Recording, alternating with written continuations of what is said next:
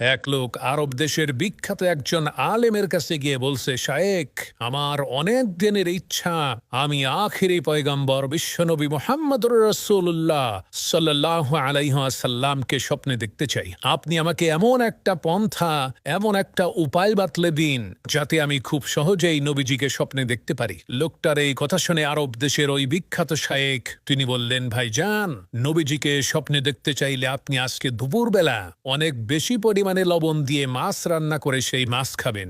এরপর ঠিক একইভাবে রাতের বেলা অনেক বেশি পরিমাণে লবণ দিয়ে মাছ খাবেন, কিন্তু শর্ত হচ্ছে এই লবণ দিয়ে মাছ খাওয়ার পর আপনি কোনো পানি পান করতে পারবেন না। এই শর্তটা পালন করতে পারলেই ইনশাল্লাহ আপনি নবীজিকে স্বপ্নে দেখতে পারবেন।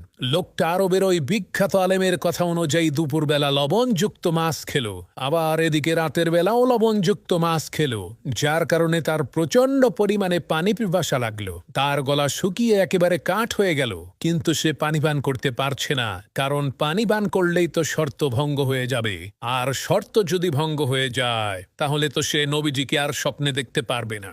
যাই হোক, অনেক কষ্টে পানির পিপাসা নিয়েই সেই লোকটা রাতের বেলায় বিছানায় ঘুমিয়ে গেল। ঘুমের মধ্যে সেই লোকটা স্বপ্নে দেখছে সে একটা নদীর পার দিয়ে হেঁটে যাচ্ছে।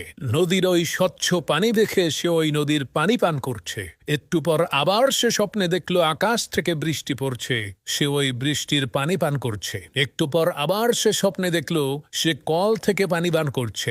লোকটা সকালবেলা ঘুম থেকে উঠে আবার সেই আরব দেশের বিখ্যাত আলেমের কাছে যেয়ে বলছে, হুজুর, আপনার কথা অনুযায়ী গতকাল রাতে আমি পানি না খেয়ে ঘুমাইলাম, কিন্তু দুঃখের বিষয় নবীজিকে তো দেখলাম না। সারা রাত ভরে দেখলাম আমি বিভিন্ন জায়গা থেকে পানি পান করছি। তখন সেই বিখ্যাত আলেম বললেন, ভাইজান, আপনি পানির পিপাসা নিয়ে ঘুমিয়ে যদি পানি পান করা দেখতে পারেন, তাহলে আল্লাহর নবীর ভালোবাসার পিপাসা নিয়ে ঘুমাইয়া দেখেন না, অবশ্যই আপনি নবীজিকে দেখতে পারবেন।